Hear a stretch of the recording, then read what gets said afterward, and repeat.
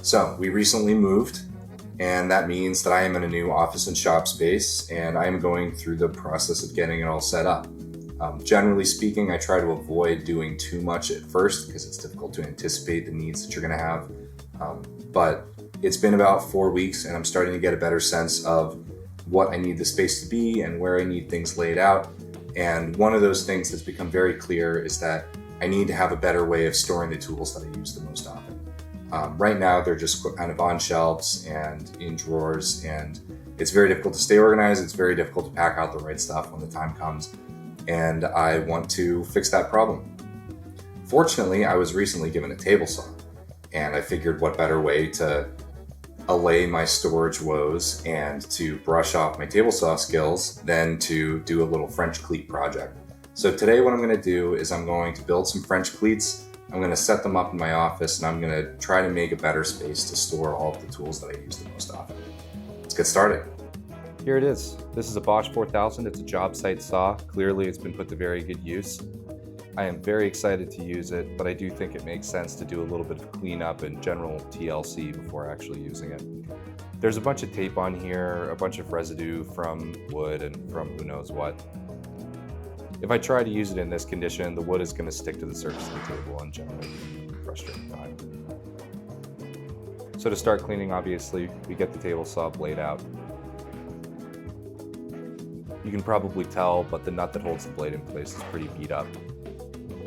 As such, I didn't feel too bad about hitting with WD-40 and hitting it with a wrench. And I think these vice grips will do just fine to get everything unstuck. I'll replace the nut, be a little bit more careful with it in the future.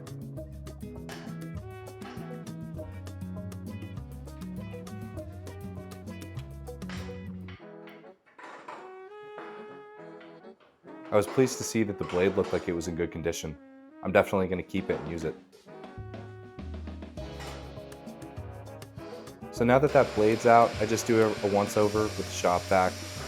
Because I'm using solvents and other waxes and everything, it makes more sense to try to pick up all this sawdust while it's still dry.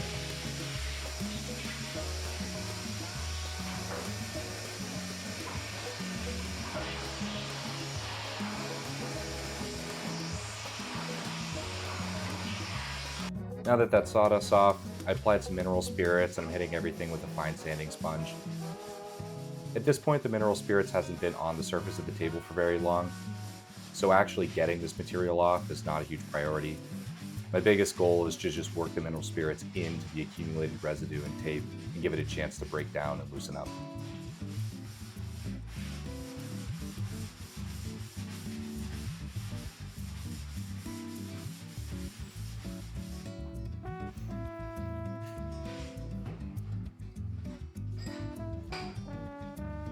So here I am applying another round of mineral spirits, just getting everything all nice and soaked and easy to remove. On some of the more persistent patches, I had a little card scraper that I used to remove everything. I did test this ahead of time to make sure I wasn't going to scratch up the surface anymore, but I'm also still taking extra care to make sure that I'm putting most of the force into removing the residue on top of the surface of the table rather than digging into the table.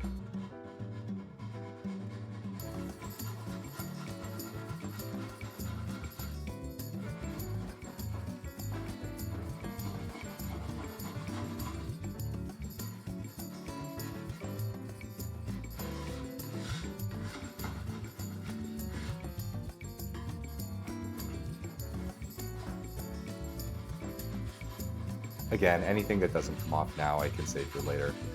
There's no need to force anything. I'd rather take my time and make sure I don't damage the surface of the table.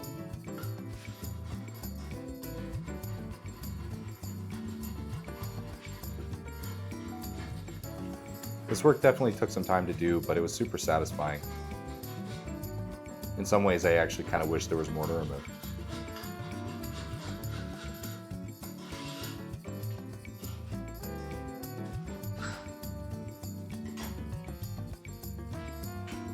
And this is my general process. I would apply mineral spirits, I would use the scraper, I would use the sander, and I would repeat that process over and over until I had gotten pretty much all the rough stuff that was giving the table texture off.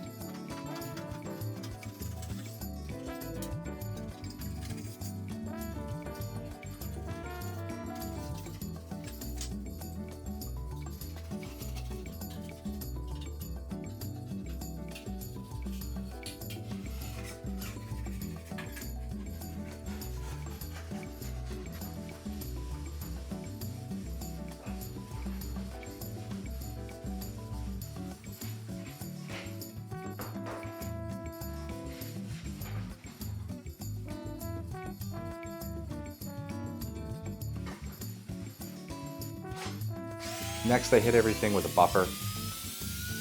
To be honest, I don't know how functional this is, but it was definitely fun to do, and I'm sure it will help in some way. Really, the thing that's ultimately going to do the best work for making things slide across the surface of the table is sliding wax, which is what I'm going to do next.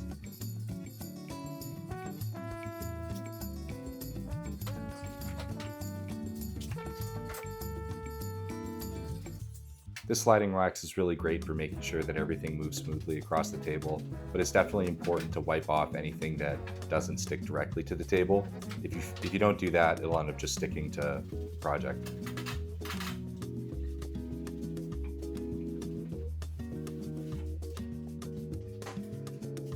Look at this. Pretty happy with this. It's not perfect, but it doesn't need to be. It is a tool after all. And I think this is going to work great for some of the projects that I have lined up. But before we talk about other projects, let's focus on the one at hand. To start these French cleats, I use a crosscut to cut everything to length, followed by ripping the boards. I'm only going to make 2. I think that's a decent place to start. These boards are about 3 feet long, and the wall I'm putting them on is about 5 feet wide. I wanted to leave a little bit of space on the wall for hooks and other ways of storing heavier and longer things, because I think that French cleats are pretty versatile, but they're not perfect for everything. After that, I tilted my saw blade and I put a 45-degree angle onto my pieces of wood, and I guess this is when they became cleats. When you make these 45-degree cuts, you end up with kind of a sharp edge on the cleat. Something I thought was clever was to trim the edge and basically add a 90-degree chamfer. This looks a little nicer, it makes it more durable, and also makes it more pleasant to touch. Speaking of chamfers, I also use this random orbital sander to smooth everything out and add chamfers on all the edges. Again, this is a functional piece, but why not make it look nice, you know?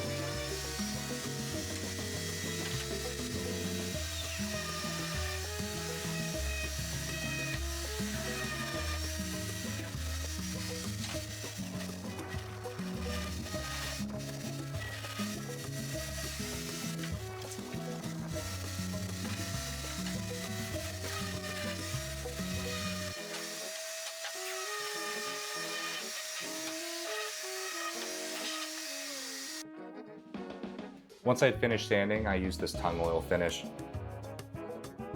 I'm pretty sure this has resins in it or something, which is honestly useful here because it improves the durability of the final piece. And these are going to be seeing a lot of action, bumping up against a lot of tools and other hard objects.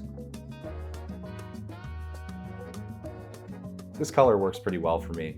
I already have a lot of things that are this kind of golden or yellow color in my office, the surface of my desk most notably, and so I was happy to add something else with this gentle tone into the space.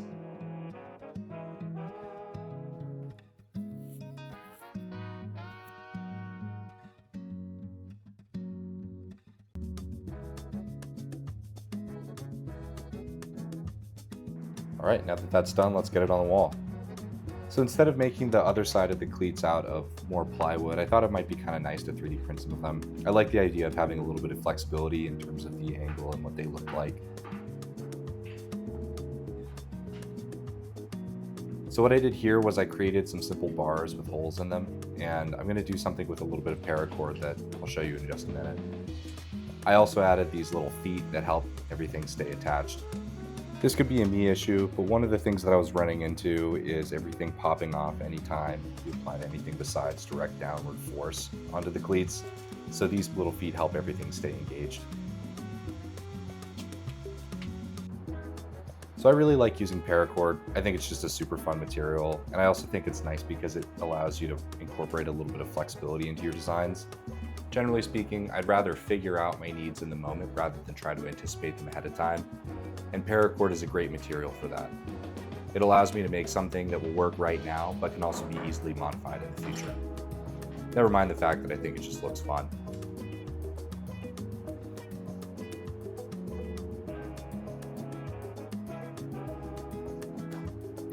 And this is what I landed on.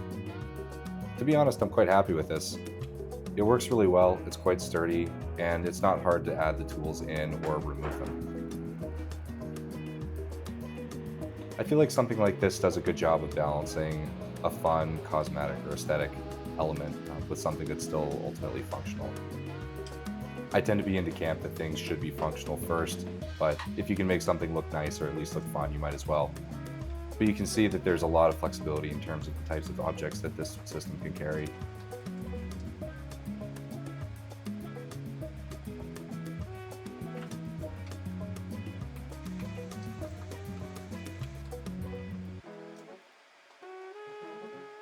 I did still print out a little small caddy for screwdrivers just since they're so uniform in size. Not exactly reinventing the wheel here, but I do enjoy messing around in CAD enough to warrant doing stuff like this myself.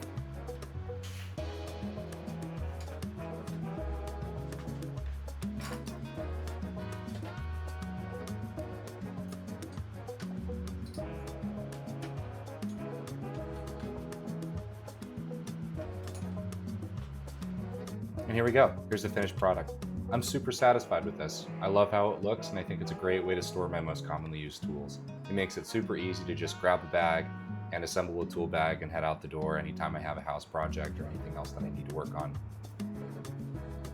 Now that I've been in this space for a little bit longer, I feel more confident in what I'm going to need and how I should change the space to better fit those needs. So this is going to be the first in a series of videos where I rework my office and shop space. I hope you come along for the ride. Thanks, everybody. See you soon.